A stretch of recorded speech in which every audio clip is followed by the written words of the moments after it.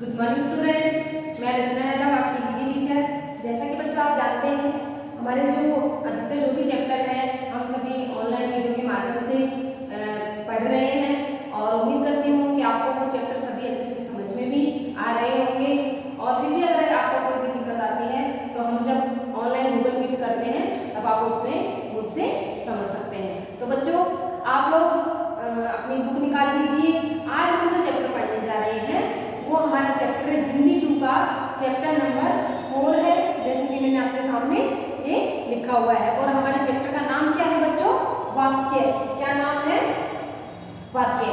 तो बच्चों, आप लोग सब अपनी बुक निकाल लीजिए, क्योंकि आपके पास में बुक का होना बहुत ज़्यादा जरूरी है। अगर आपके पास बुक नहीं होगी तो आप उसे अच्छे से समझ नहीं सकते हैं। ठीक है बच्चों, मैं 2 मिनट आपका वेट करती हूँ, तब तक आप अपनी बुक पेंसिल वगैरह निकाल लीजिए। ठीक है बच्चों, तो आइए बच्चों हम शुरू करते हैं हमारा चैप्टर जिसका नाम है वाक्य।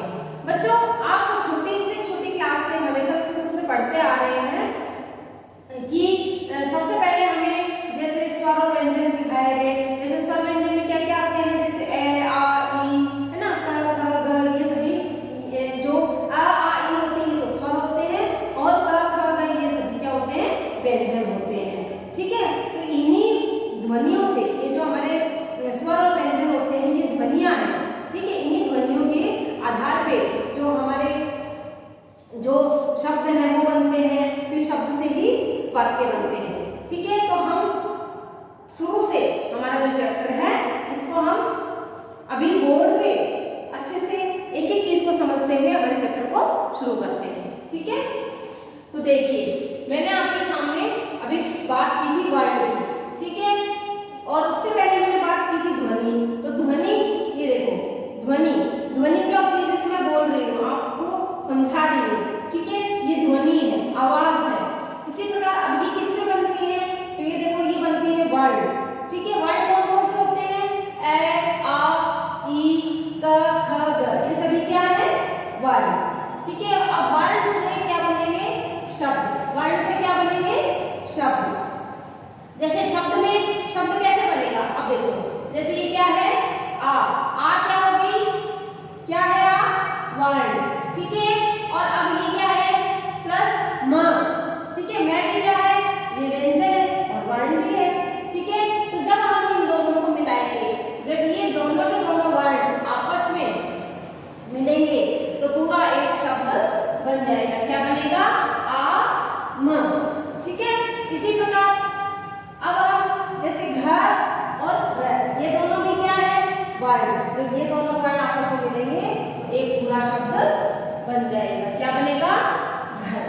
ठीक है, अब वापिस देखिए आप कि अब शब्द से शब्द आगे मिलकर, शब्दों से आगे मिलकर क्या बनेगा? वाक्य। क्या बनेगा? वाक्य। कैसे? देखो, जैसे ये आम, आम, खा, ओ। अभी देखो इसमें सभी अलग अलग वर्ण हैं, लेकिन इनको हमने एक व्यवस्थित रूप में जमा रखा है, व्यवस्थित रूप से सही रूप में लिख रखा है। तो ये हमारे क्या बन गए? वाक्य। ठीक है,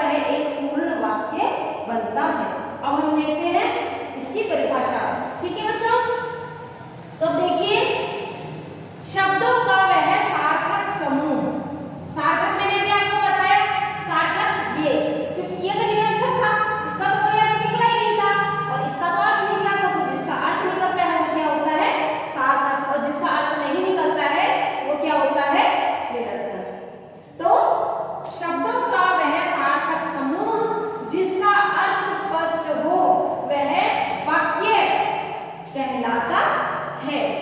एक बार और देखो, शब्दों का वह सार्थक समूह जिसका अर्थ स्पष्ट हो वह वाक्य कहलाता है। तो बच्चों आपको अच्छे से समझ में आ गया होगा कि वाक्य क्या होता है, कि सार्थक शब्दों का समूह जिसका कोई अर्थ निकलता हो वह वाक्य कहलाता है। तो बच्चों अभी हमने बात की वाक्य के बारे में, अब हम आगे बात करेंगे वाक्य के अंग, वाक्य के प्रकार कितने होते हैं। तो आप लोग सभी ने अपनी बुक निकालनी होगी, तो हम आगे का जो हमारा चैप्टर है उसको भी बुक में समझते हैं। तो बच्चों आइए हम हमारा जो आगे का चैप्टर है उसको बुक में समझते हैं।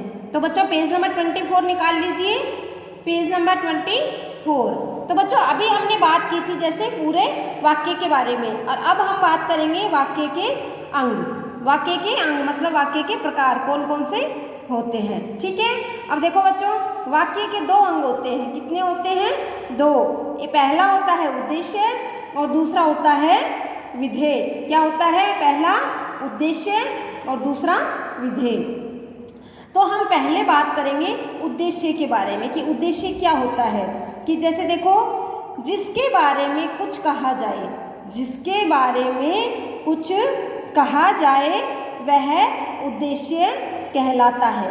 उद्देश्य के अंतर्गत मुख्य रूप से कर्ता आता है। कर्ता कौन होता है बच्चों, कार्य को करने वाला। एक बार वापस देखो परिभाषा, जिसके बारे में कुछ कहा जाए वह उद्देश्य कहलाता है।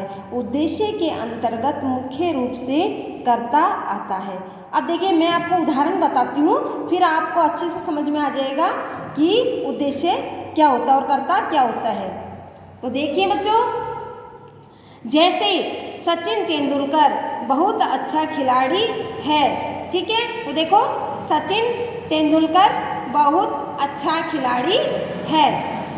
अब इसमें देखो सचिन तेंदुलकर कौन है, उद्देश्य। सचिन तेंदुलकर क्या है, उद्देश्य है ना।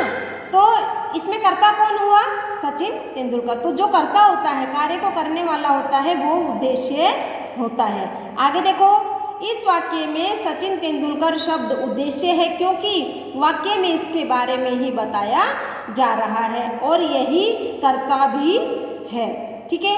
अब आपको अच्छे से समझ में आ गया होगा कि उद्देश्य क्या होता है। उद्देश्य क्या होता है, जो कर्ता होता है वह उद्देश्य होता है और कार्य को मेन करने वाला। अब हम बात करेंगे विधेय के बारे में। विधेय में मुख्य रूप से उद्देश्य के बारे में बात की जाती है। विधेय में मुख्य रूप से उद्देश्य के बारे में बात की जाती है। उद्देश्य के विषय में कुछ कहा जाता है वह विधेय कहलाता है।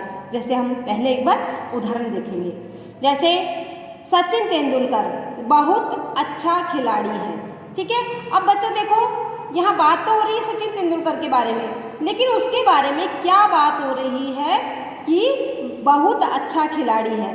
तो उद्देश्य तो हमारा कौन हो गया, सचिन तेंदुलकर, लेकिन उसके बारे में बात क्या हो रही है कि बहुत अच्छा खिलाड़ी है। तो ये हो गया विधेय।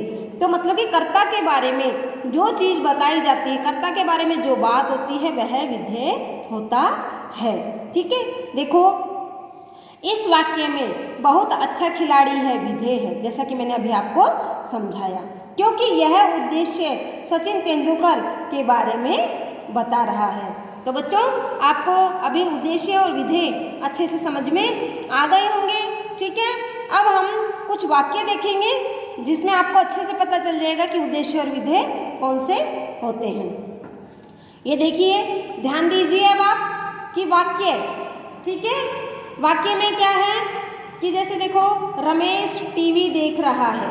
तो अब इसमें पहले उद्देश्य देखेंगे। उद्देश्य कौन सा है, रमेश, और विधेय कौन हो गया, टीवी देख रहा है, जैसा कि मैंने आपको समझाया है ना।